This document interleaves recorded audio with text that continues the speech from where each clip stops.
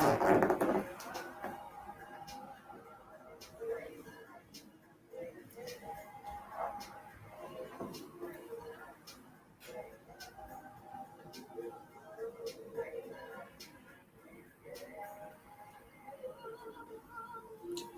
Facebook family, go ahead on tag and share. Hey, Shalana Alexander, bless you.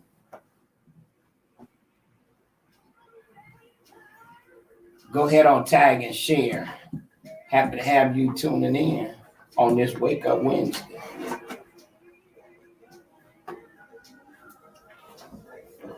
Go ahead on tag, share. Let's get everybody in for Wake Up Wednesday.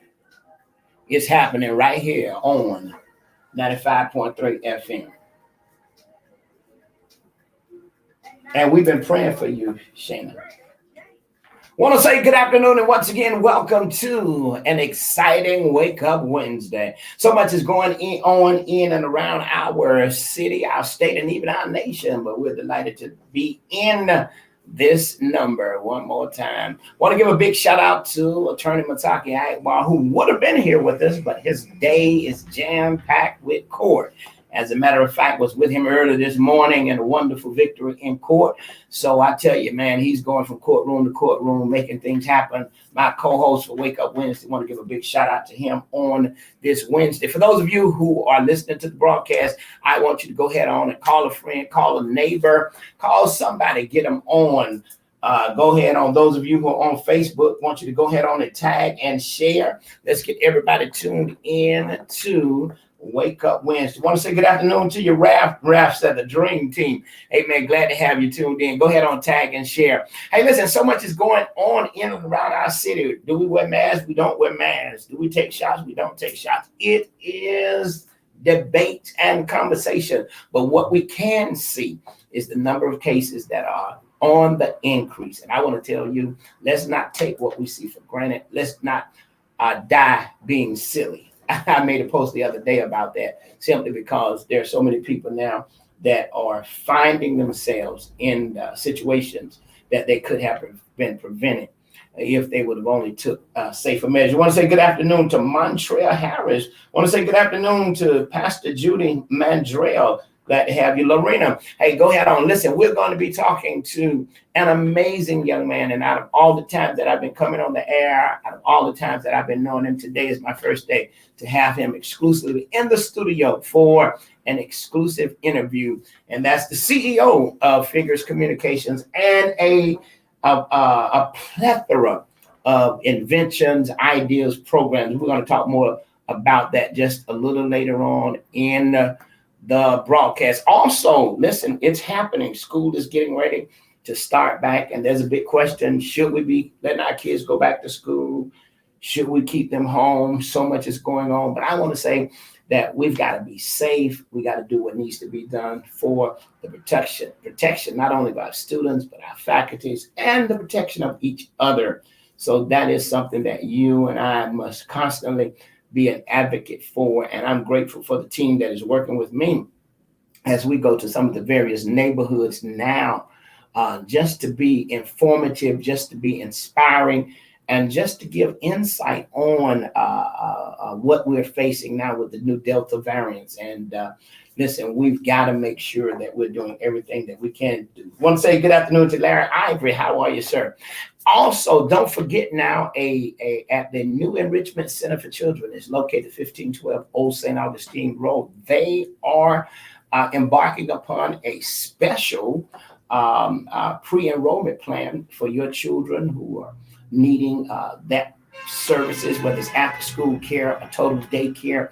I want you to give them a call at 850-671-656-7122. That's 850-656-7122. Somebody put that on the screen. That's the new Enrichment Center for Children. Well, listen, let me introduce to you my guest for today, and I'm excited to be able to have him in the studio. He is none other than the CEO of Figures Communications, inventor. Want to say good afternoon to Mr. Freddie Figures. Good afternoon, sir. Hey, good afternoon, Pastor James. Thank you for having me. Man, I'm delighted to have you. I mean, last I checked, you was 13,000 miles away from here. Yes, sir. Yes, sir. So you was over in France. Yes, sir. Yes, sir. So how long? How long? 6 days in total. Went over there to meet with some ambassadors from Africa, the, the country of Togo and Ghana.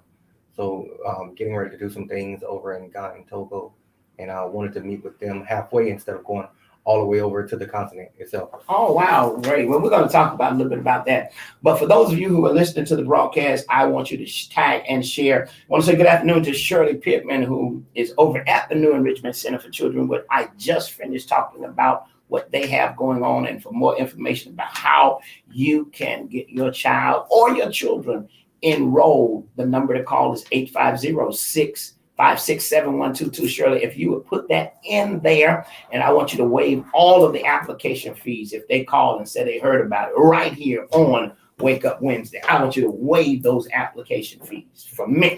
Right. All right. Well, listen, Mr. Figures, I'm delighted to have you. You are a native of Gadsden. Let's talk about that. I mean, basically, a native of Gadsden. Let's talk about it. Yeah, so I was born and raised in Quincy, Florida. Went to school there, and that's where I'm from.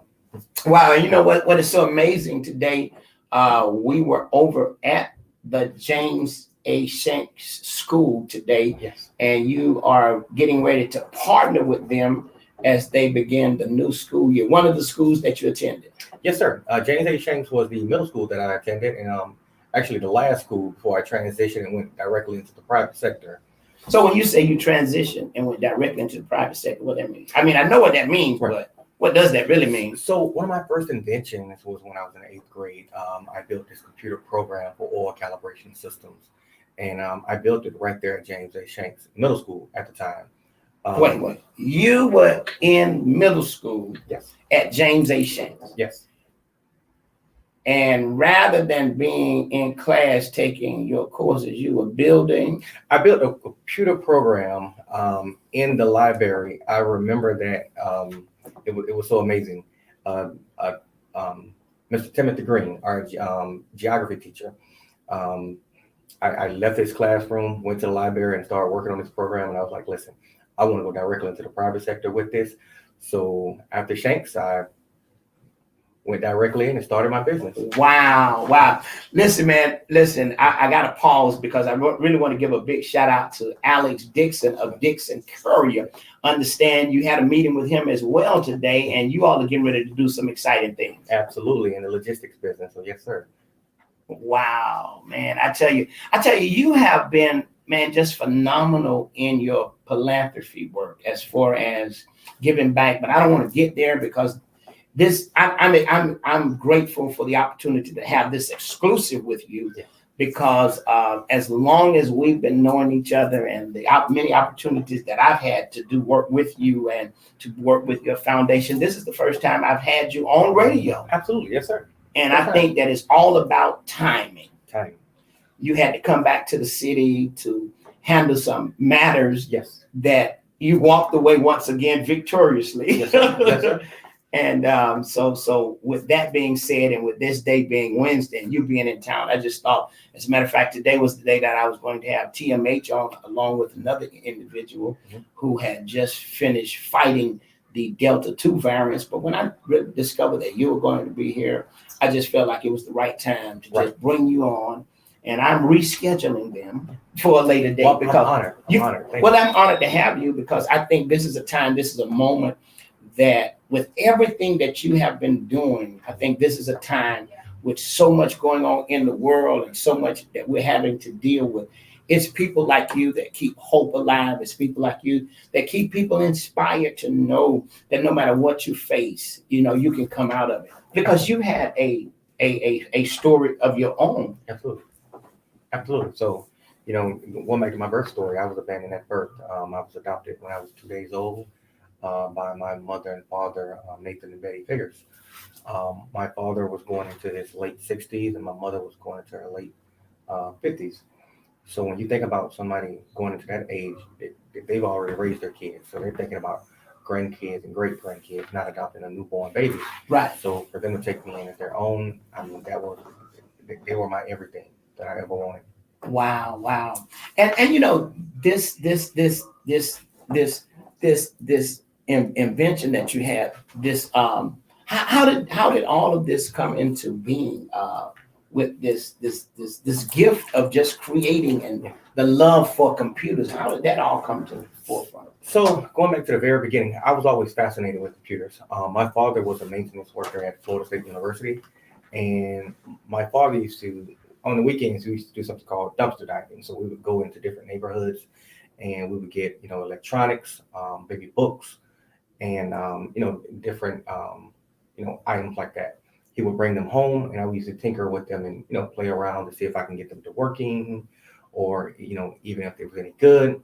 So growing up in poverty, could never afford a computer. My favorite computer was a Gateway at the time, 8 years old.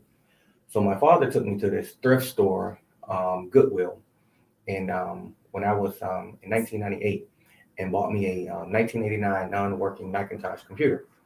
The representative, advised us at the store that this computer didn't work, and you can take it if you want. It was $23. It was all in one.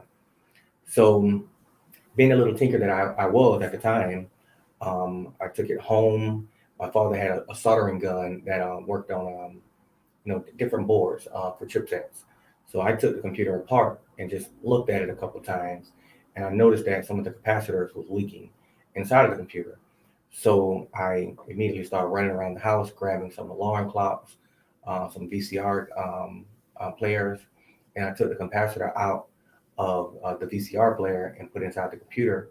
And after 50 different attempts, I finally got the computer to power on. Wow! And this was a computer that you all found at a Goodwill. At a Goodwill. Yes, sir. Wow! And from that, I mean, what was so fascinating about the work? I mean, of trying to get it to work. It was the excitement of figuring out something. It was really the challenge of learning, and that's always something that's been with me, of always learning something new. I challenge myself every day to learn something different and learn something new.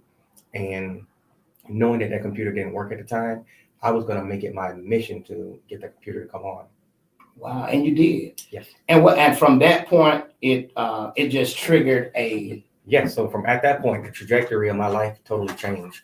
I started, while other kids was outside playing, I'm in house, working on Fortran and C++ applications, building different web browsers, and this was doing, the Windows 2000, Windows ME era. So I started, just really loving the passion for, technology, and started going to the after school program called Children Are Our Future. How old were you then? I was 11. I was 11. Yes. So at that time, the executive director was Miss Sherry Taylor. She was the mayor of the city of Quincy at the time, and my computer teacher that really took me up under his wing was named Mr. Horace Fitzgerald, and he would let other students, go outside and play around. I would stay inside his classroom and kind of like clean up, like what students had already messed up, like with the computers, moving the mouses over. And I noticed that a lot of the computers that they didn't have a computer technician, so they would take the computers, the actual CPUs, and move them aside in the room and just replace them with newer units. So while nobody was in the classroom, I would take them apart and actually start rebuilding them. Wow. So you would take computers apart, and what would they say when they saw it? So that gave me my first opportunity, my first job at the City of Quincy, Nick Quincy division. So Miss Sherry Taylor had walked in one day and said, this is amazing that this young man can do this.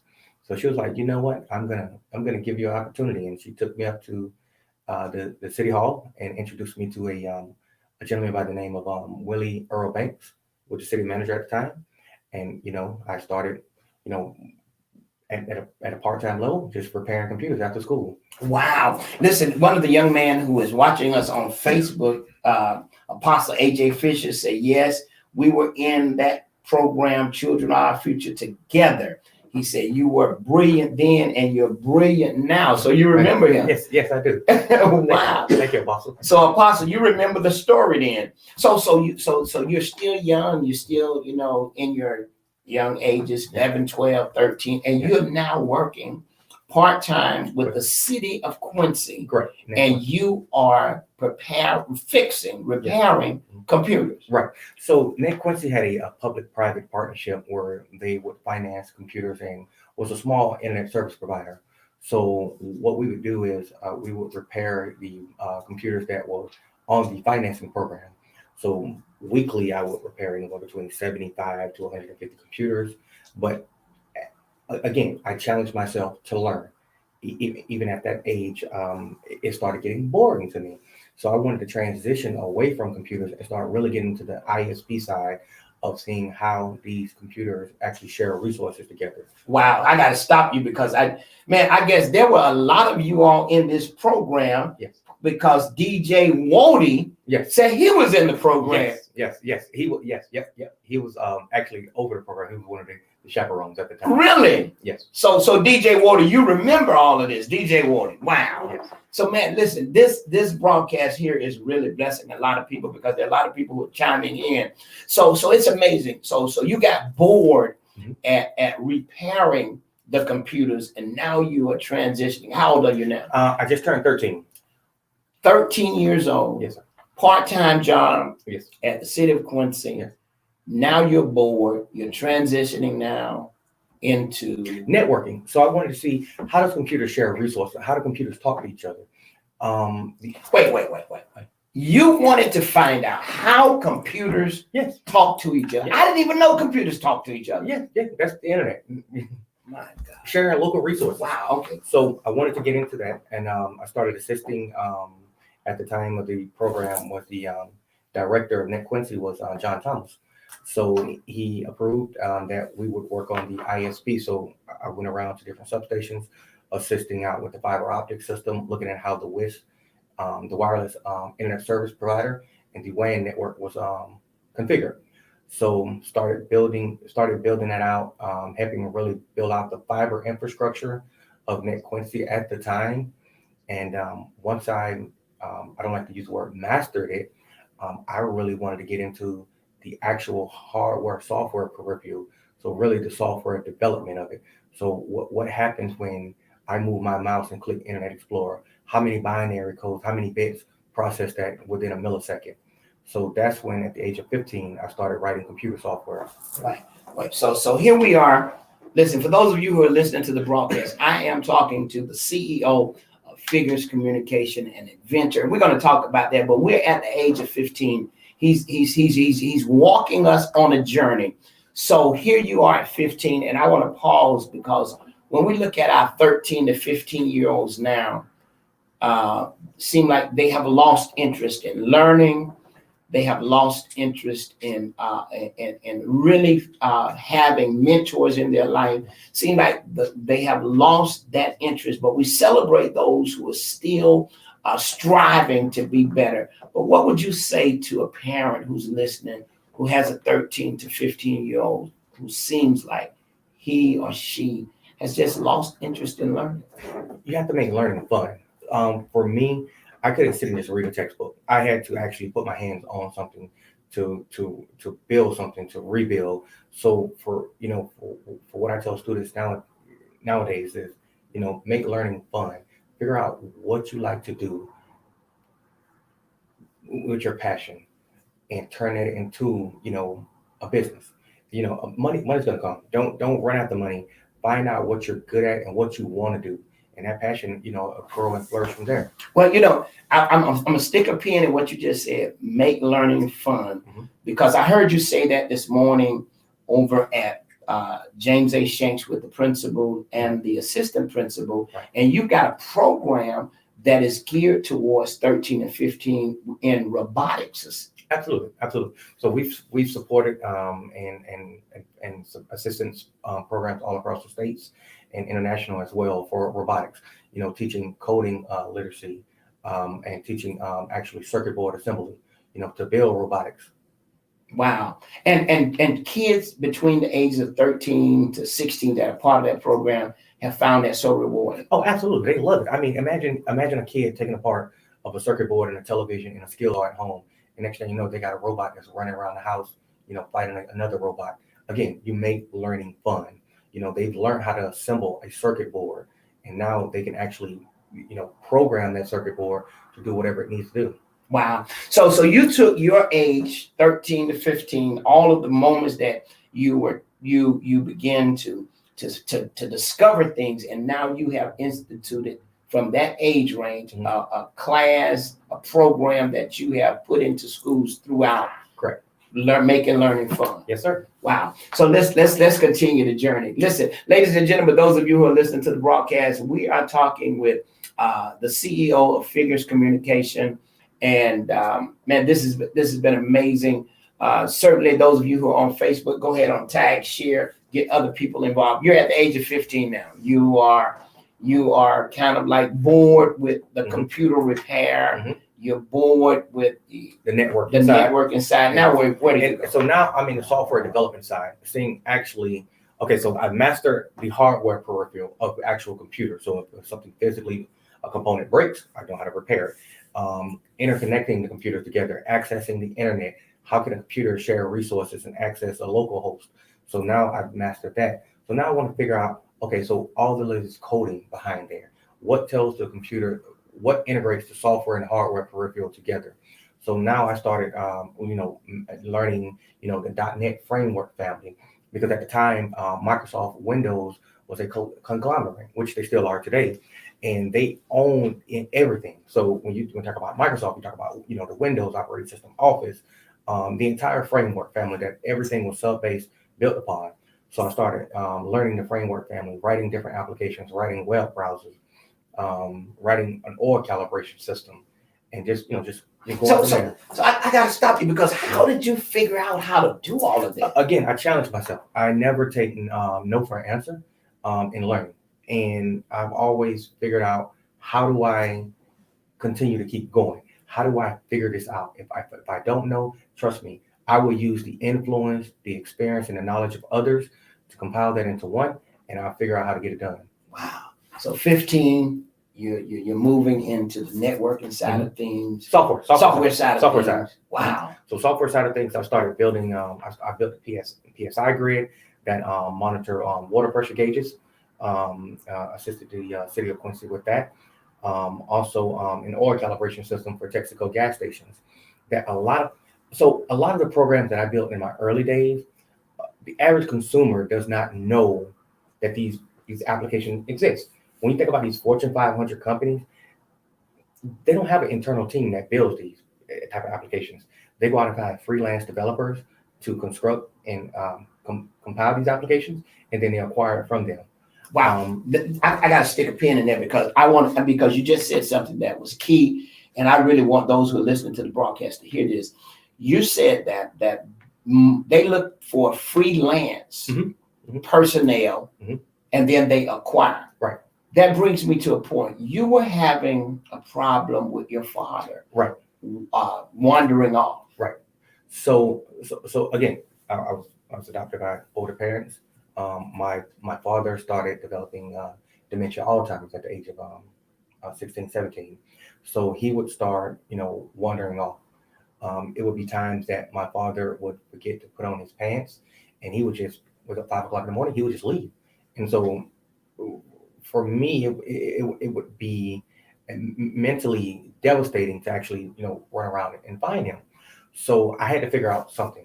So I noticed that my father would always remember to put on his shoes. So what I did was something that, as again, being a tinker, running around the house. So I got a custom circuit board. I built it into the sole of his shoe.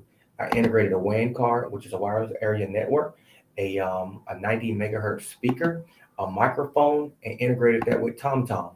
So when you think about map systems today, people think about Apple Maps or Google Maps. This was TomTom Garmin. So this is way a little bit back then. So I would be able to say, hey Dad, where are you?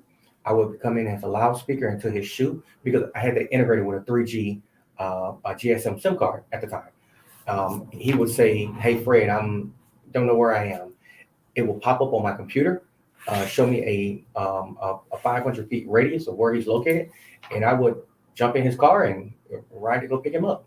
And I end up, that was one of my first major inventions that I end up selling. Wait. So just to keep up with your father, Mhm. you invented. Oh my God, I don't even know how to describe it. I built I didn't build that for a profit. I built that to keep my father safe. And it ended up, a company came to me and said, figures, we want this. So they How did they find out about it? because of remote patient monitoring system through another company as well, because I was allowing them to utilize the application, and they wanted the original architect. So and that goes into a whole nother story, but so and I'll tell that in a little bit. But I ended up selling that program, and I learned at an early age that money is nothing but a tool. I mean, money, you can't take it with you. It can't save you. It can't protect you. It only opens up an opportunity to help others. So when you say at an early age, I mean, how early? I was just turning 18. Wow. And so. Yeah. And you sold that program. Yep, I sold that program to a software development company out of Kansas, and that became the precursors of Life Alert. So help, I fall and I can't get up.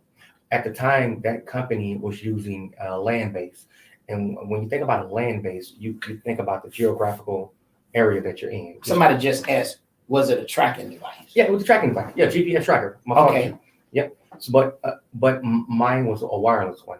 So the small icon that you see around there, those commercials in the middle of the night, no, that's ours. Wow. So you sold freelance. Yes. Big company comes in, Mhm. makes a deal, Mhm. takes the product, Mhm.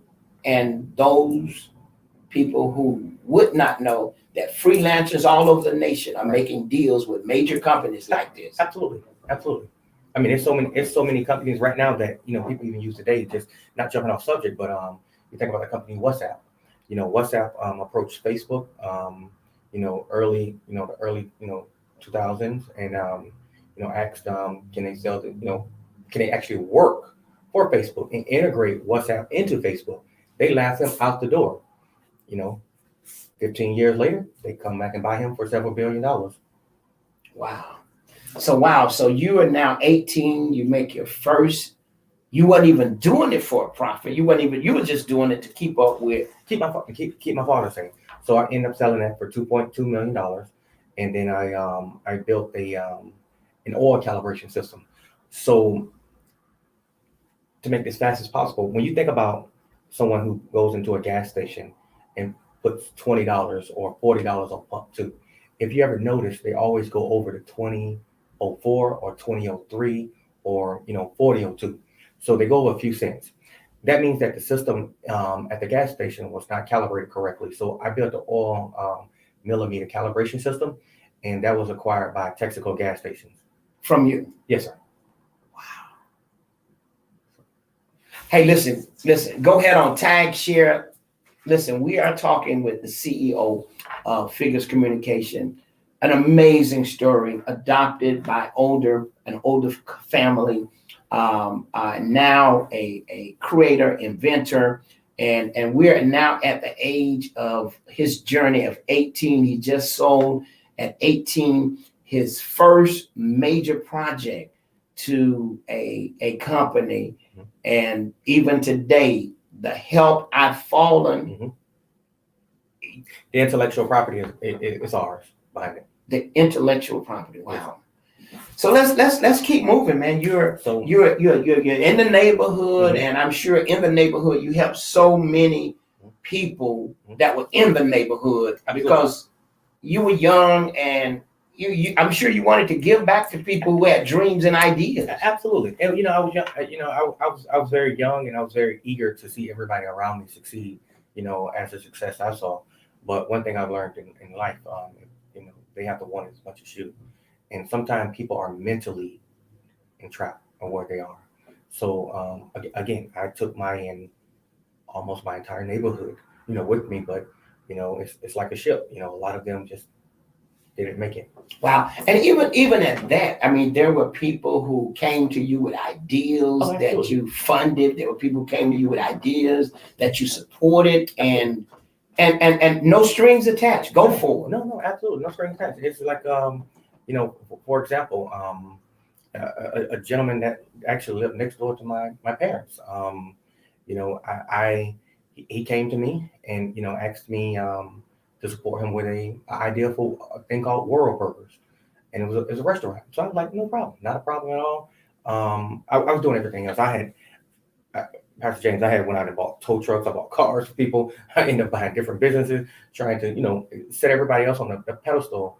You know, You're young. You're 18. Yeah, absolutely. You have now been. I've acquired millions of dollars, and I had about $800,000 worth of cars in my mother's yard. So, wow. So again, not using the word young and dumb, but I was ambitious to see everybody around me, you know, succeed, and just supported everyone. So this one particular individual supported him with a idea for a restaurant to start.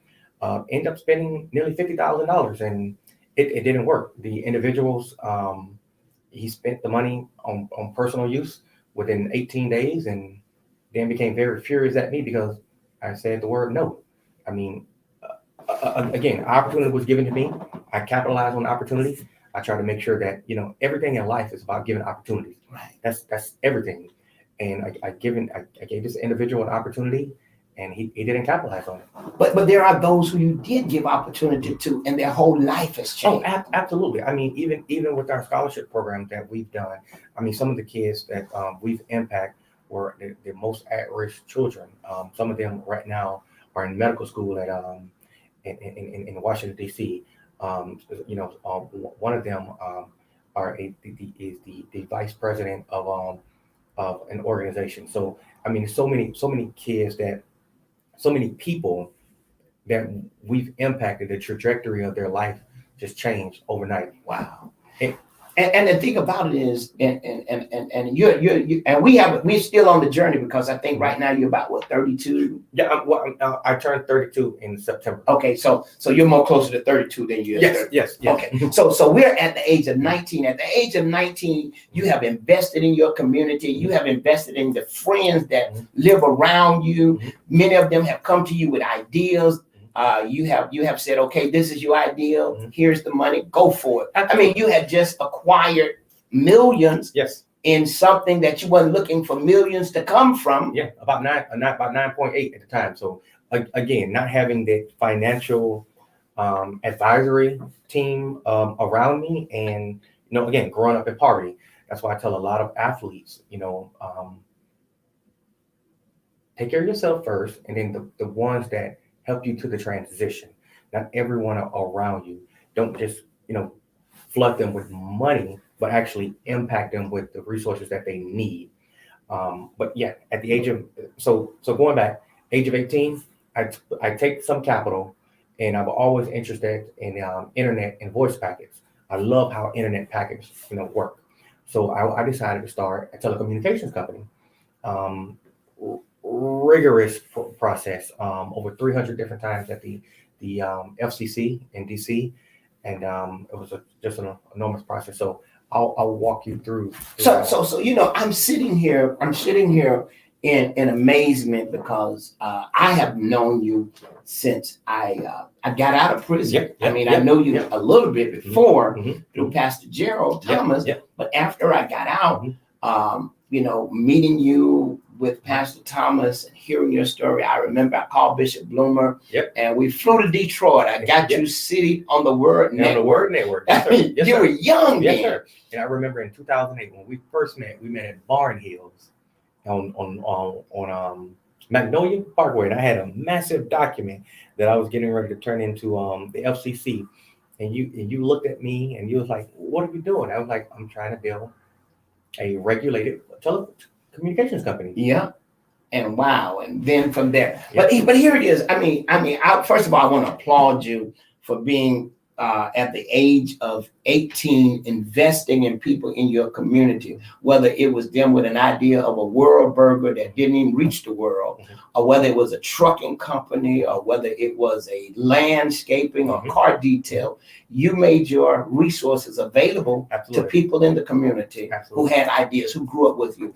And quite naturally, that's something that most people who reach a level of success do. They reach back and they try to pour into those who were with them. Absolutely. 19 years old, you're moving forward. So 19 years old, I'm constantly building out my voice infrastructure, which is voice over IP. So I applied for the FCC in 2008, and I didn't get approved until 2011 after 300 multiple attempts.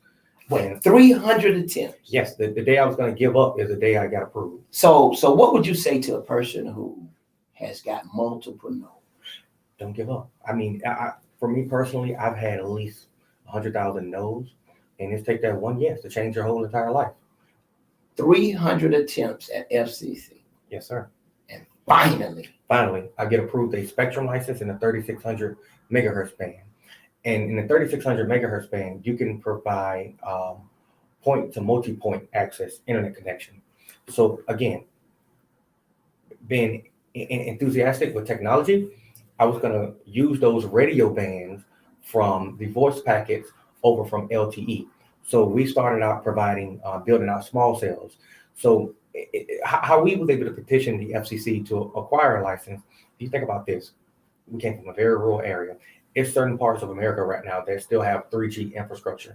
If we look at the American Rescue Package right now that President Biden, the Congress just passed, it has over, 40% to cover, rural areas for broadband.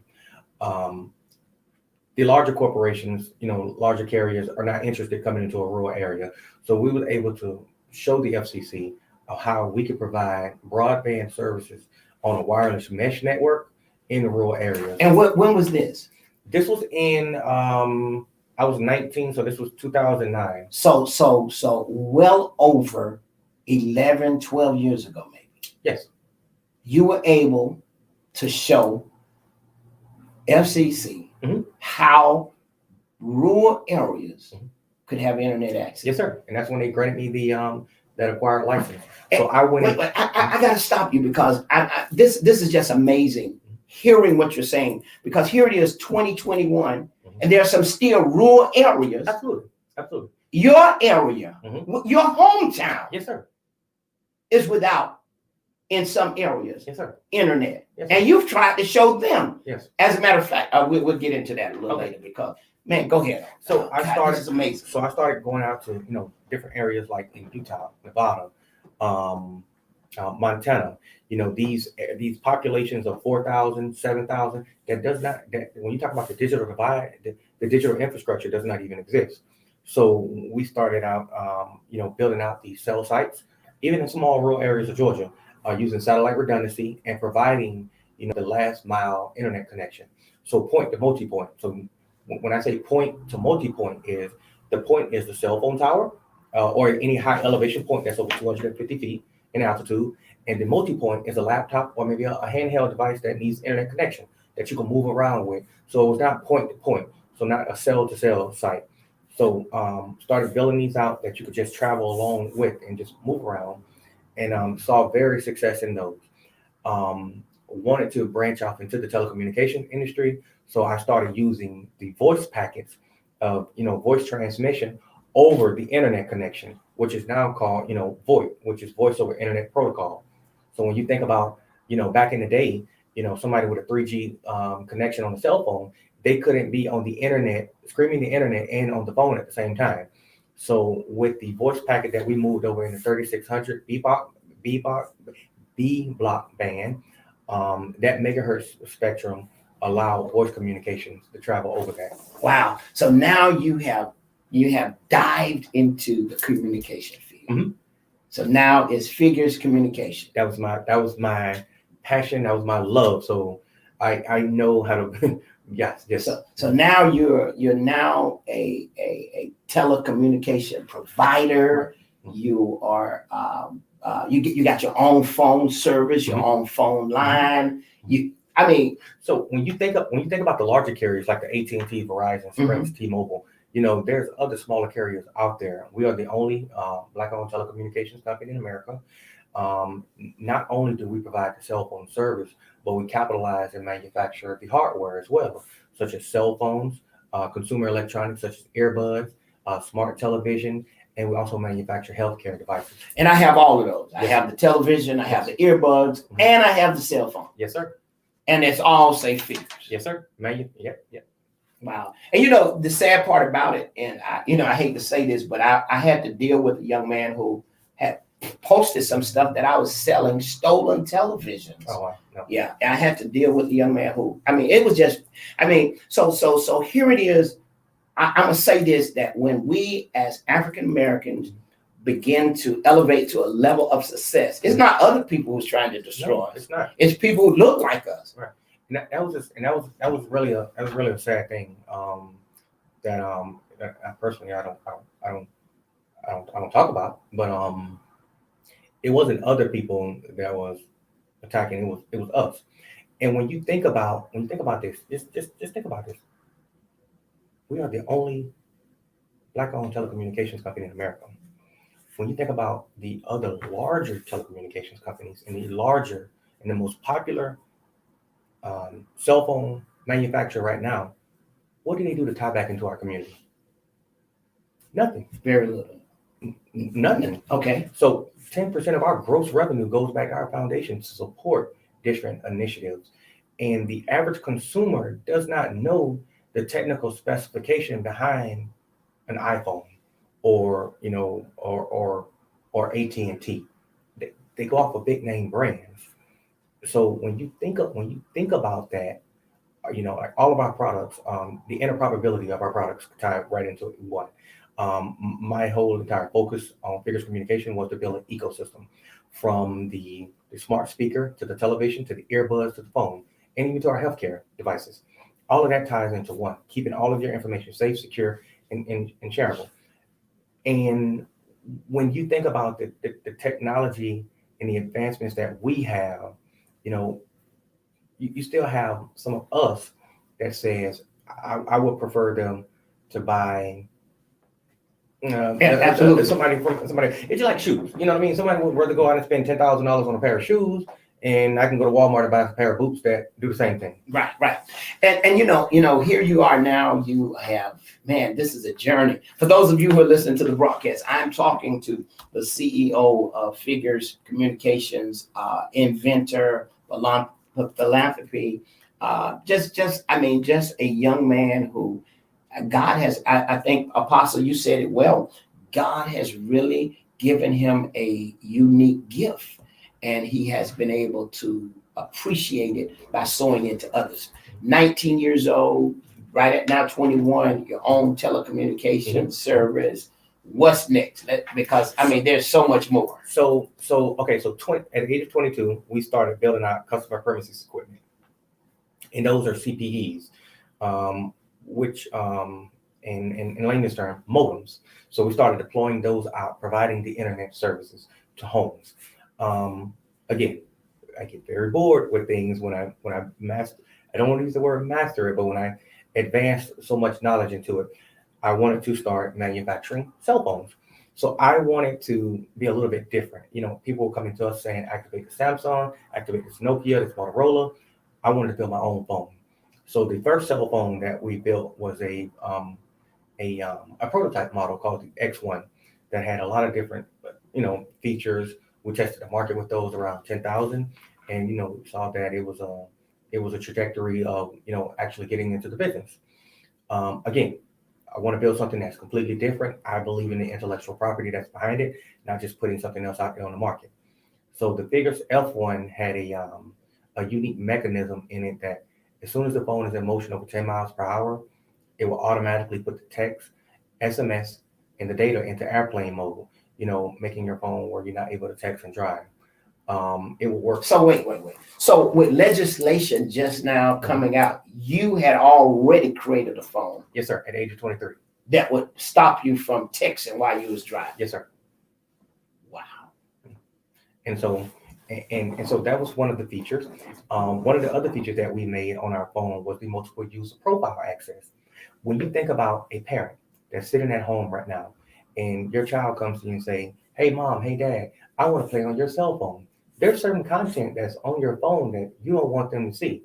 So with a Figures phone, every single Figures phone comes with multi-user profile. So I can sign into a guest profile, hand my phone off to anyone, and I don't have to worry about any of my personal content, any private eyes, or anything.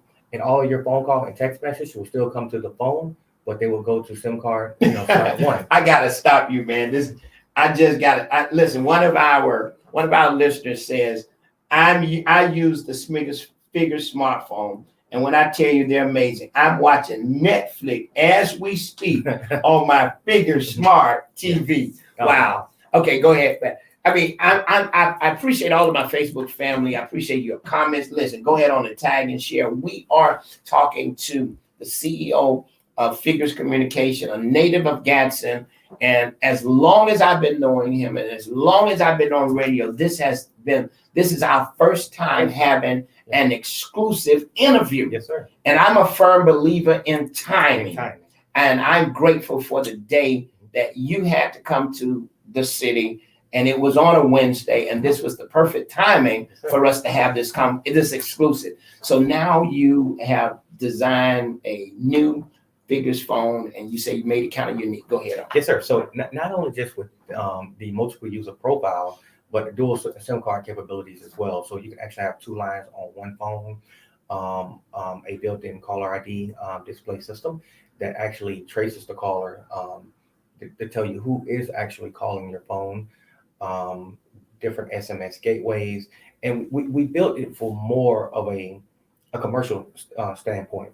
Because again, going back to the average consumers, they may like red one day, they may like blue the next day. Mm-hmm. So focusing really on a very niche strategic market of healthcare providers and different professionals as well. Because when you think about it in the healthcare space, providers usually have two cell phones. They have their company issued hospital phone, then they have their personal cell phone. But a Figures phone is both phones combined into one. Wow. So now you're into the communication aspect of it. And man, listen, people are enjoying this. We are running out of time, but I want to squeeze so much more into the next 15 minutes that we have, because you have done so much on your journey. And here you are now about to be 32. Yes. And how many inventions? Oh gosh, I built over 700 different programs and sold 43 different inventions. You sold. Mm-hmm. And when you talk about sold, you're not talking about no, we're talking about from the smallest invention of 1.2 million to the biggest one of 44 million. So again, when you're talking about selling different programs, it's just building applications and selling. And one beautiful and a blessing that I would say, Pastor James, is even with Figures Communication, I've never had to take a penny from a single investor. Wow. So you have really been able to, and what people don't know is your wife was one of your biggest investors while you all were dating. Yes, absolutely. She believed in you. Yes, she definitely did. She was my backbone, and she still is today. So she's an attorney, very successful attorney. She has her own firm. So yeah. Wow. So man, now let's talk about over 70 some inventions. And now you've relocated. You are doing so many things when it comes to the work that you're doing with youth and young adults. Absolutely. And with the foundation, what are some of the most rewarding things you've done? I mean, even you've been able to come back to Gadsden and do some things. I understand you was able to do some things at the Gadsden County Jail with the guys there to prepare them for their next level of re-entry back into society. You've been able to partner with some of the schools. You've been able to give out scholarships to a multitude of children from the area. And just so much. Yeah. And in the process of all of that, you're not asking for nothing in return. I never got anything in return and never asked for anything, because again, a gift has no strings attached. There's a lot of things that we do on a daily basis that we don't want any accolades or any recognition for, because again, when you do something, you do it from your heart. You don't do it to brag and boast about it. Again, I have a lot of media attention that's on me. So some things that we do, they get picked up by the media, but again, you'll never hear me talking about it. Right. And just to share just where we are now with what are some of the things you're doing now. Let's move into the healthcare Yes. because you have now tapped into the healthcare field in a major way. So in the healthcare aspect, again, I'm the president and CEO of Figures Communication and also the president and CEO of Fig Health. And Fig Health is an emerging technology healthcare company.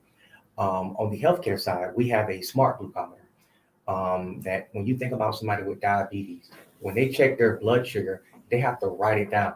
It only takes 157 seconds to go into a diabetic coma.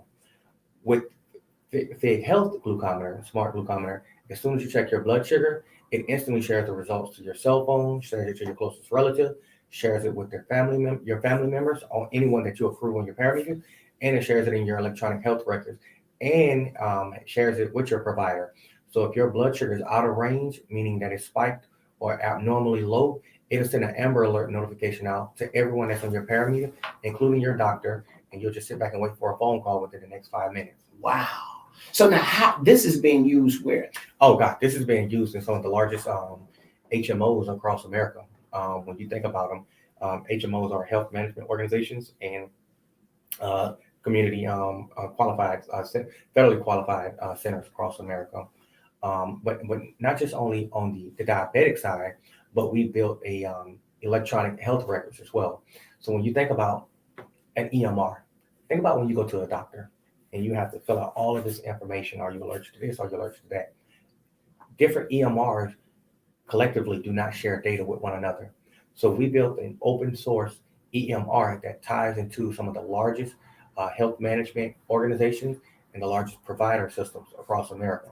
So if you're in Florida and you end up going to Wisconsin and, God forbid, you have to go to the doctor, your EMR records are available to them right then and there instead of them picking up the phone and calling back to your provider back in Florida. That's another aspect of electronic health records that, a program that we built and intellectual property that we currently own. The next one is a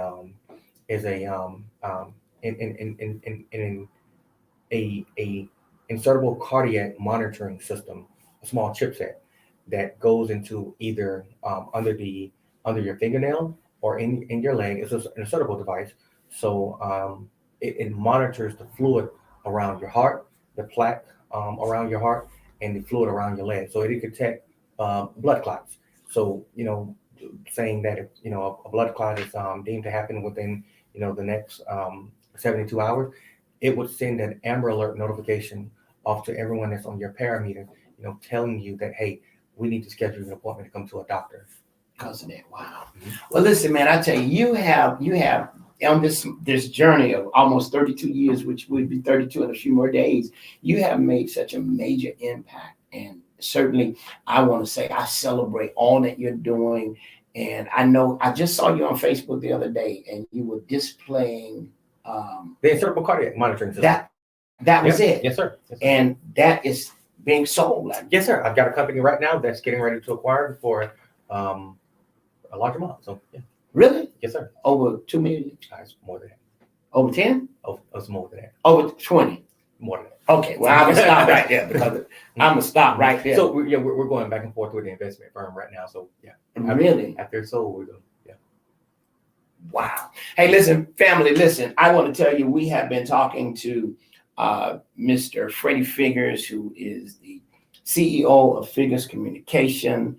He's the husband of attorney Natalie Figures, who took on a case while I was down there, and you shared with her, hey, you got to handle this, and certainly she has now made major headways. Absolutely. And people are blowing up my inbox saying, I got a case, but we only did that one for pro bono. All the rest of it comes with a check. But certainly, man, I want to thank you so much for joining us, and I want to say this to you and to those who are listening to the broadcast. You have been amazing, and your heart to give.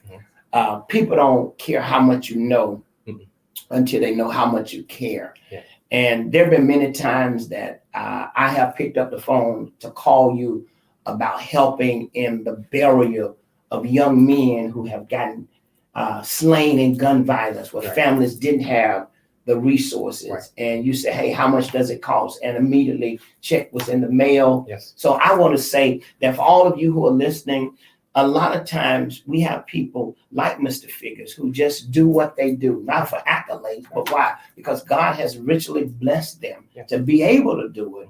And in the midst of that, you have envious, you have jealousy, Absolutely. you have people who fail to realize that you're a blessing. Yeah, and you know, envy and jealousy comes from, you know, you know, and schizophrenia with ignorance level of not knowing the person, because there's so many, you know, some of the most, it's pretty interesting. I know we don't have enough time, but a lot of the people who envy me the most are the ones that I help, and their family members are the Wow. ones that have, you know, reap benefits from our organization. So again, you know, we don't, a gift has no strings attached, and you know, primarily my purpose is before I leave this planet, I want to make a difference. Wow. And I want to, you know, change the world for the better. Well, I want to say that you're doing that. I want to say that, you know, basically, when you look at, you can never be surprised about the people who you help the most will be ones who try to destroy you the most. Yeah. Because when you take a look at the life of Jesus, I mean, here it is, Judas. I mean, his main guy, you know, and Peter denied him. So we have that. But I want to applaud you because I understand that even now, man, I mean, you were trying to do something in your county. When it came to, I heard you say this at the age of 19, 20, right. You shared with FCC about how rural areas needed broadband, and you tried to do something in your county. And to this day, I mean, word is that they have paid you $1.7 million. Have you ever received a dime from them? We haven't even got a phone call back from the county yet. So we haven't got a payment, and I've already spent over $1 million. So you've already spent over $1 million in a project trying to help your county, yes. And they haven't wrote you a check as of yet. Yes, and the entire program was going to cost us again. That program right there is a whole other program, but that program was in time, because there's no way possible you could do that for 1.7 million. That was more of coming back to help where I came from, because again, if you could do it for 1.7 million, Congress would not be approving the American Rescue Package to connect, you know, rural communities across America. So we did that at a in-kind service, and again, Walrus, you know, we're at total right now 1.2. My chief financial officer provided me all the information, but around about 1.2 million that you've invested in your own. Yes, and again, we no communication with them, or they have not paid a single penny. Wow. But again, you know, you pastor, you've been teaching and, you know, talking about, you know, even looking at, you know, with Jesus, you know, he wasn't a prophet in his hometown. You know, I can go to, like, for example, I just left Paris, and I was with the president of these foreign nations from Africa, and they had security that was around us more than Secret Service. But, you know, again, you're not a prophet in your hometown. I mean, you know, the thing that is so amazing, and man, we're just minutes away from ending this, but this has been amazing. The thing that is amazing is that, you know, people fail to celebrate. We like to find a way to discredit, but I want to applaud you for what you're doing. And even today, I mean, I had the opportunity, we went together. I had the opportunity today to see you partner with with the school and then a local businessman about, hey, how can I help you? Let's make it happen, deal done. And that's it. Just because one person do bad from an area is not going to change me from, you know, helping where I come from. And again, it gets very challenging sometimes, but again, I'm not going to, just because of one bad apple, I'm not going to change who I am. I'm going to continue to always to impact and to give opportunities to others, and anything I can do to help, to make resources available, or to make someone else's life, you know, impactful. I'm going to do it, because when you think about this, the best thing you can give someone is hope. Wow. Well, listen, we've been talking to the CEO of Figures Communication, Freddie Figures, an exclusive, just the opportunity to share and just hear his story and see what he's doing. And I tell you, it's been an amazing journey so far. And certainly want to thank all of those who are listening to the Wake Up Wednesday. I'm sure by now you have woken up, because certainly he has shared a whole lot of insight with us. And so many pastors, Pastor Sean Williams just said thank you, because you have partnered with him on several different things. Pastor Arthur Jackson, just pastors that you have been able to impact during this time that has been a very difficult moment for ministries. So we want to thank you, and not looking for anything in return. Nope. Just being able to be a blessing. Hey, CEO Freddie Figures, want to say good afternoon once again. Thank all of you for tuning in. And don't forget, now follow us on Facebook, Instagram, Twitter. Do all of that. And until next Wednesday, you stay blessed and walk in the favor of God. Listen, I'll see you on Sunday morning. And remember, it's only what you do for Christ that's going to last. People will let you down, but God will lift you every time. Hey, I'm Greg James, and I want to say, wake up Wednesday. It's on you now.